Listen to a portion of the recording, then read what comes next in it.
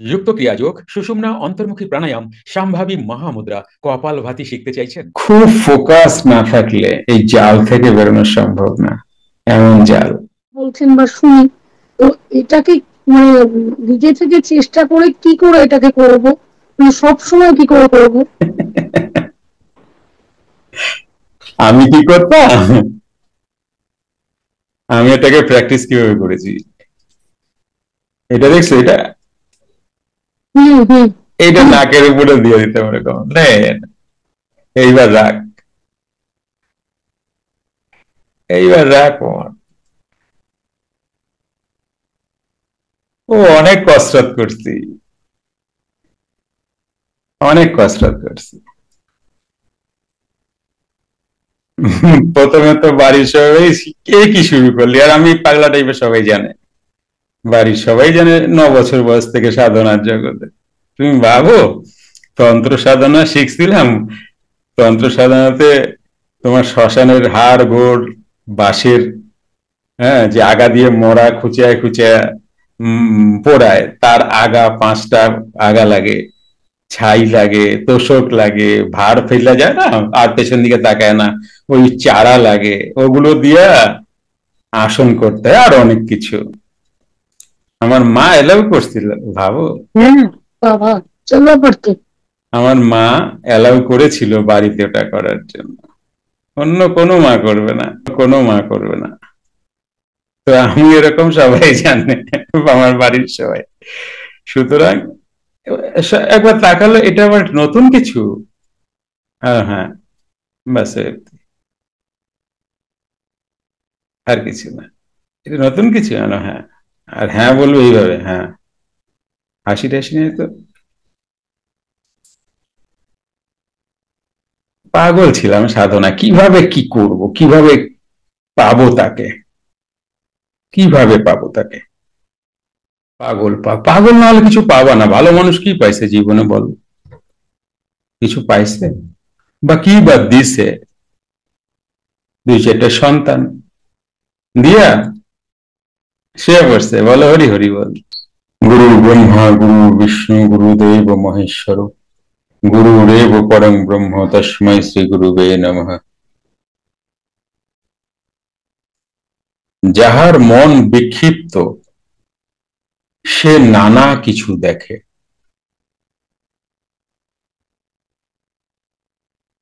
তাই সে ক্রিয়া করিয়া বিক্ষিপ্ততাকে নিরোধ করিবার চেষ্টা করে। কিন্তু সেই ব্যক্তি ক্রিয়া করিয়া ক্রিয়ার পর অবস্থায় উদার চিত্ত হইলে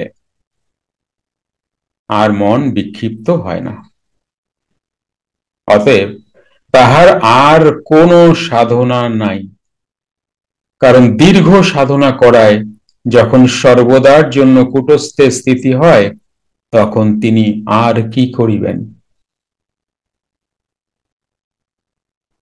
কাজ থেকে কে কে বিরত হতে চাও?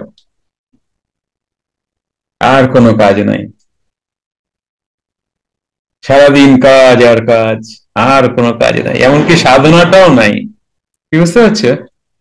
এমনকি সাধনাটাও নাই। বাবা কি বলছেন দেখো। কিন্তু সেই ব্যক্তি যিনি বিক্ষিপ্ত, প্রথমে আমরা কি বিক্ষিপ্ত মন নিয়ে তো আসি সাধনা করতে, তাই না? কিন্তু সেই ব্যক্তি ক্রিয়া করিয়া ক্রিয়ার পর অবস্থায় উদার চিত্ত হইলে আর মন বিক্ষিপ্ত হয় না। অতএব তাহার আর কোনো সাধনা নাই, কারণ দীর্ঘ সাধনা করায় যখন সর্বদার জন্য কূটস্থে স্থিতি হয়, তখন তিনি আর কি করিবেন। আর তো কোনো কাজ নেই। তাহলে কি মনে হয় যে এবার পায়ের ওপরে পা তুললা, ইলিশ মাছ দিয়া ভাত খাবো, সেরকম ব্যাপারটা না? না, পায়ের উপর তুমি পা তুলতেই পারো, কিন্তু তোমার আর কোনো ইচ্ছাই নাই তো, কিচ্ছু ইচ্ছা নাই। কিন্তু এখানে কি তুমি থম হয়ে বসে থাকবা? না, এখানেও কিন্তু তুমি সংসারের কাজ করবা। কিন্তু এ এক অন্য জগতের মানুষ, অন্য কিছু। তখন তাহার আর কিছু করণীয় নাই, কারণ প্রাপ্তির জন্যই তো চেষ্টা। যখন প্রাপ্তি হইল তখন আর চেষ্টার আবশ্যক নাই, অতএব কর্মের পরিসমাপ্তি। তখন ধীর ও স্থির হওয়ায় আসক্তি নাই, অতএব সমাধির জন্য চেষ্টা নাই। বোঝা যাচ্ছে? সমাধির জন্য আর চেষ্টা নাই। তখন মন বিক্ষেপ শূন্য হওয়ায় আপনাতে আপনি ক্রিয়ার পর অবস্থায় মগ্ন হইয়া থাকেন আর বুঁদ হইয়া থাকেন, যাকে যোগীরাজ বলছেন ভোঁ হইয়া থাকা, ভোঁ অবস্থা। তিনি ভাব এবং অভাব উভয় বিহীন হইয়া সর্বদা ক্রিয়ার পর অবস্থায় তৃপ্ত থাকেন। এখানে আর কোনো চাওয়া পাওয়াই নেই। কিছু আগে পড়ে এসেছিলাম, মনে পড়ে তোমাদের? এখানে মোক্ষ কামনা নেই, মোক্ষরও কামনা নেই, সমাধিরও কামনা নেই, কোনো কামনাই নেই। ক্রিয়ার পরাবস্থাতেই আছেন, সবেতেই। মানে কি বলবো,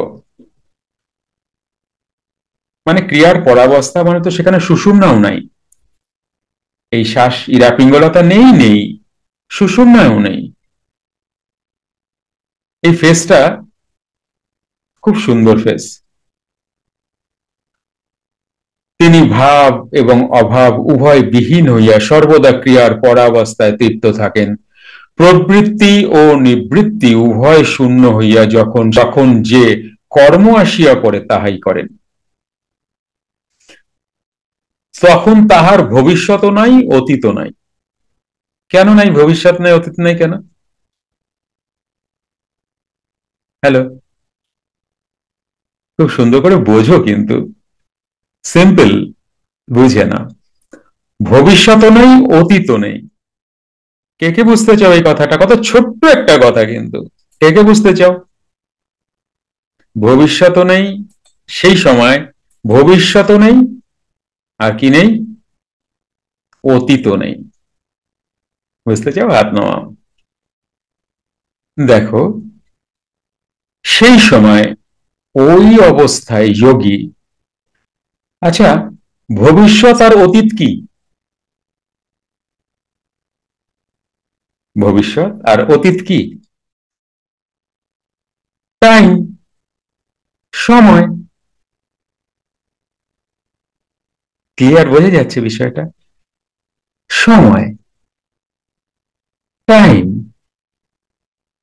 তো ইনি তো সময়ের অতীতে বিরাজ করছেন। কথাটা বোঝনি? তোমরা শুনেছ না ত্রিকালজ্ঞ? লোকনাথ বাবা ত্রিকাল দেখতে পান, তিন কাল, ভূত ভবিষ্যৎ সব দেখতে পান। কখন দেখতে পান? যখন কালের অতীতে চলে যান। কালের অতীত মানে কি? মৃত্যুর অতীত। একটার সঙ্গে আরেকটা আসছে, কিন্তু ভালো করে বুঝে নাও বিষয়টা। মৃত্যুর অতীতে তুমি তখনই যেতে পারো যখন তুমি কালের অতীতে যাবে। মৃত্যুই তো কাল। তোমরা বলো না অকালে মারা গেল। অকালে মারা গেল মানে কি? সময় হয়নি, মারা গেল। হ্যালো, বোঝা যাচ্ছে কথাটা? হ্যাঁ গো, সোজা হয়ে থেকো না। বোঝা যাচ্ছে? ওকে। সোজা হয়ে থাকো না। সোজা থাকলে কিন্তু কানের এখান দিয়ে বাইরে যাবে, যাবে না, কিন্তু ভেতরে ঢুকবে না। কিন্তু কি একটা যেন মোহিত হয়ে থাকবা, কথাগুলো চিটকা চিটকা, হ্যাঁ, ওই যে তুমি হয় না মুক্তার দানা, ছড়ায় যাবে। কিন্তু এগুলো গুছায় এখানে নাও। আর সোজা হয়ে থাকলে কিন্তু টং টং বাড়ি খাবে, পড়ে যাবে। যুক্ত ক্রিয়াযোগ, সুষুম্না অন্তর্মুখী প্রাণায়াম, সাম্ভাবী মহামুদ্রা, কপালভাতি শিখতে চাইছেন? প্রতি সপ্তাহে মঙ্গল, বুধ ও বৃহস্পতিবার রাত 8টা থেকে 9টা অবধি জুম অনলাইনে নিজের বাড়ি বসেই শিখতে পারবেন। যোগাযোগ জ্ঞানী গুরু কমিউনিটি। Phone number 9903680146।